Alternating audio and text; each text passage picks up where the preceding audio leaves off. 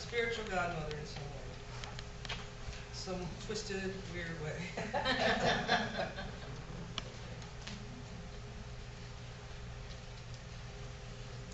You know, I did look at this reading all week and I thought, how do I just find one thing to talk about? There are like so many wonderful topics. The notion of being home and at one with Jesus and the Abba. The notion of having the Spirit who will be our advocate and our comforter be with us always. The notion that Jesus in God will give us peace like no peace we have ever known. So I was trying to decide which one of those to preach on, and I opened up what David Luce wrote for this week, and he said, you could probably preach on this one reading all year long. And I thought, well, that makes it easy, because I was wanting to preach on all of it today.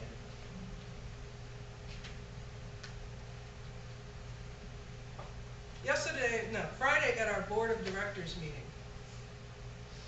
we began with an opening prayer in which the moderator, Reverend Kim Wells, asked us, what is the church, specifically our church, to the world?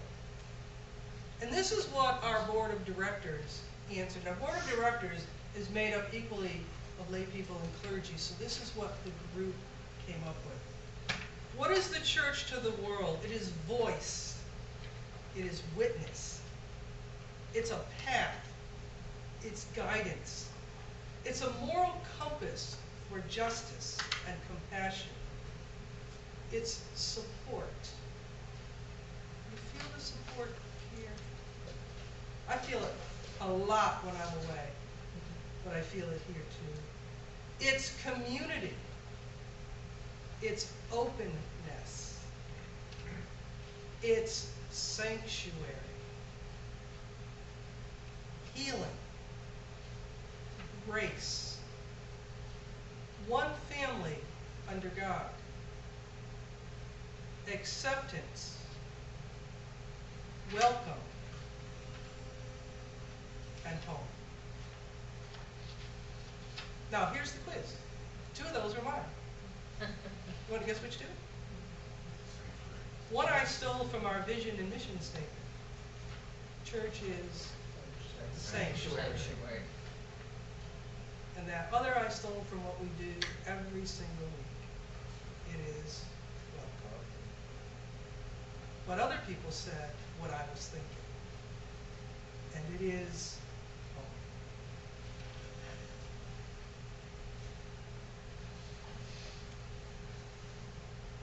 Mary and I came home unexpectedly Wednesday morning, having planned to be here Tuesday night. And we didn't fly that airplane you guys fly either. We flew Southwest, which is almost never late. But when we got home to our home, we discovered we had to put in an entirely new air conditioning system, including ductwork. We had a pool that was leaking, and an irrigation system that wasn't. Home. And so my question is, what does home mean to us, and how does it make us feel, besides bankrupt? What does home mean to us, and how does it make, when someone says that word, when you say that word home, what does that conjure up inside of you? Home. Safety. Safety. Love. Peace. Love. Warmness. Warmth. Warmness, is that a word? Yes. Yes, it is now. What else? Somebody have something else? Comfort. Comfort. Is there any negatives that we think about when we say home? Repairs. That's house though. Isn't that different? I was teasing about that earlier. But isn't house different from home? Yes. Yep. Yeah, I know what you're saying. I truly, trust me, I know what you're saying. Yeah, after you came home, what about here? Yeah. Mine is vague and ambiguous right now, so. Yeah. But, you know, and then we have what we in the United Church of Christ call our church home. We are a church home. And is it the same thing as when we think of home, or is it different? When we think of church home, what does that mean for us? Comfort, More peaceful. fellowship, peaceful, I like peace. Love. Acceptance. My family. Are you hearing all those, Lois? Are you hearing any of them? No, I Love and comfort and acceptance. What else did I miss? Peace.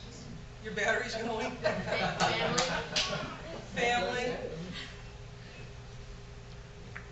Yeah, we go away from this home, then we come back and we know we're home somehow. You know, even when we go away to do great things. I mean, sometimes we go away to do hard things. Then we go away to do fun things, wonderful things. It was up to Mary's mother, Hannah, who's 97. We would not be here today. We would still be in New York. But it's interesting what we mean by home. Home makes me think of this poem I've taught, oh gosh, over the years, many, many times. And it's an old poem by Robert Frost. You remember Bobby Frost? Yeah. He was the poet laureate we read at, anybody remember whose inauguration? Young people, it was in your books. Lincoln. John Kennedy's inauguration. He's no fun. Lincoln's better. I've been to his grave in Bennington, Vermont, where on his tombstone it's written, I had a lover's quarrel with the world. I think his wife testifies to that. She was not in the room when he died and didn't want to be. But he wrote great poetry. And one of his poems is called The Death of the Hired Man. And it's about a couple that owns a farm, Mary and Warren. And Silas is the hired man that comes back to them every year to help them bring in the harvest and to do the haying. But then he leaves when somebody offers him better pay. And so he comes back to them this year, and Mary says to Warren, Silas is back. And he's like, oh no. You know, he always runs out on me. I'm not taking him in again. And she says, he's back. Be kind. Warren says, when was I ever anything but kind to him? But I'm not having him back. What good is he? Who else will harbor him at his age for the little he can do?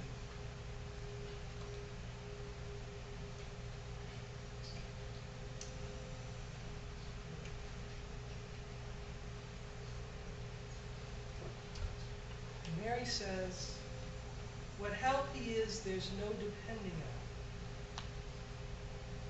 But he thinks he ought to earn a little pay, enough at least to buy tobacco with, so he won't have to beg and be beholden.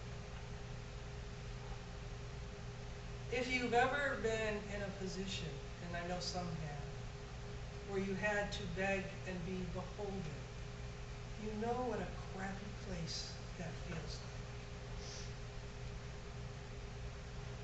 And then they talk about Silas's one accomplishment. He knew how to build a load of hay. He knew how to build a load of hay. He was trying to teach the young college kid. But that's his total accomplishment in life. Except for this. This is what Mary says. Poor Silas, so concerned for other folk, and nothing to look backward to with pride, and nothing to look forward to with hope. And so now and never any different.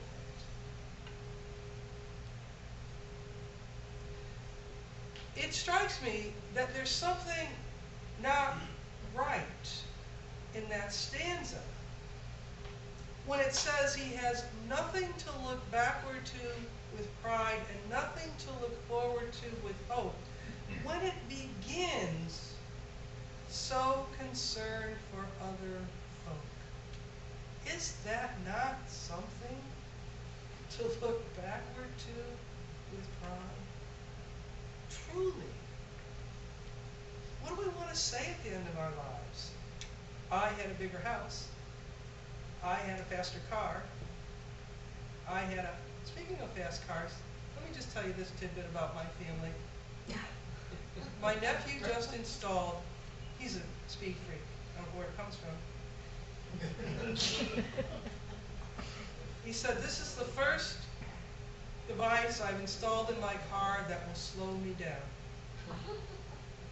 Wow. Their firstborn is due any day, and he installed a child. Isn't that great? Something about family and home. Mary says, Warren, he has come home to die. You needn't be afraid. He'll leave you this time. Home, he mocked gently. Yes.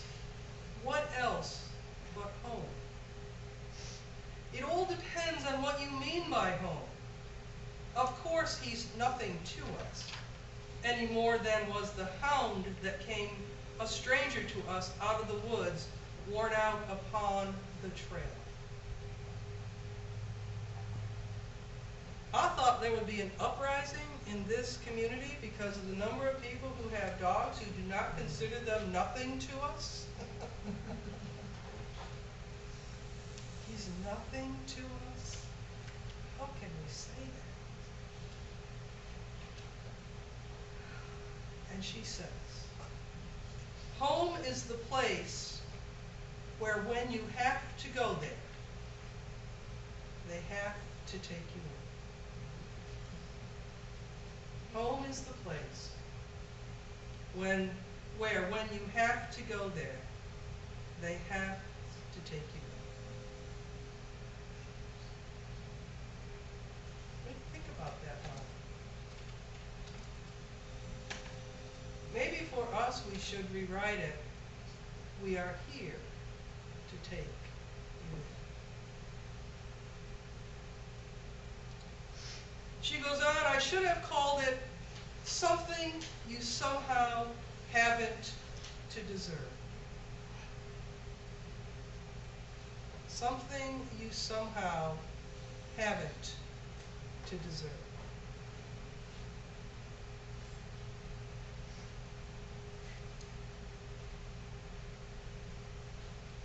At the plenary session yesterday at Spring Gathering, there were all kinds of statistics and figures and maps of where people were coming from and going to when we talked about human trafficking.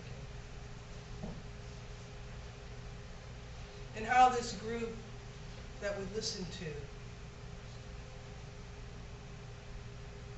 so wanted to do something, especially for the children who were sold off into sexual slavery.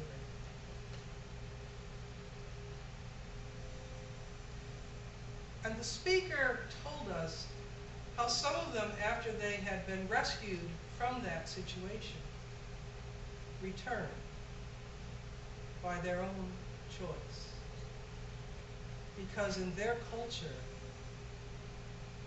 they were there to support the family.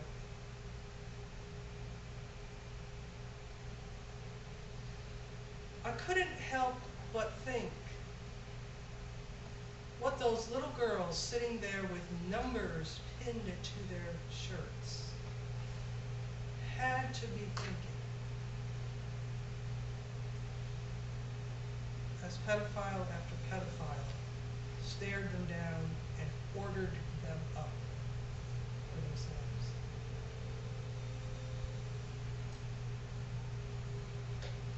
And so we talk here about home. About how it is something you somehow haven't to deserve, that every child needs a home.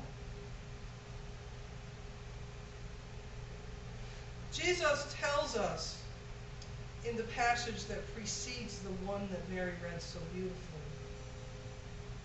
I will not leave you orphaned. I am coming to you.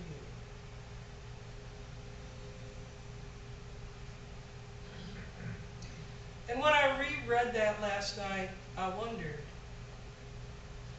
if the little girls of 7 and 8 and 9 felt that.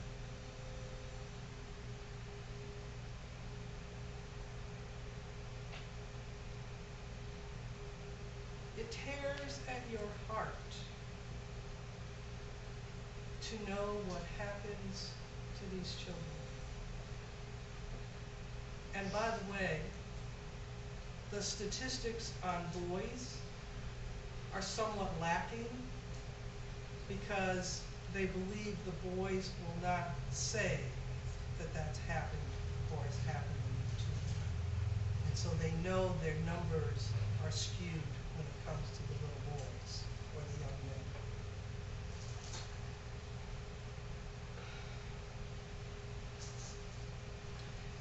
This particular chapter of Scripture in John's Gospel is known as the farewell discourse.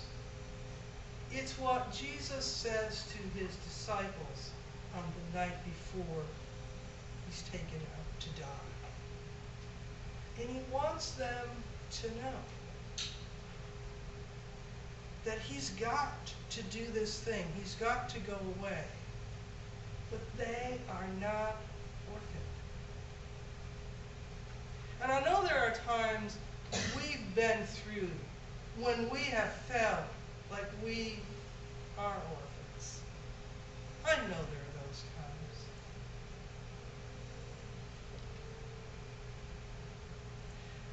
And then we think about these children. And somehow their will to move beyond this terrible thing done to them,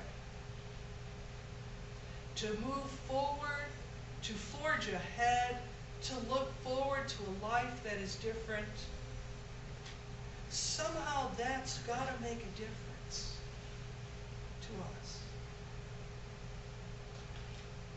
Somehow what we have here as home for each other has somehow got to be enlarged by us in a way that we discern together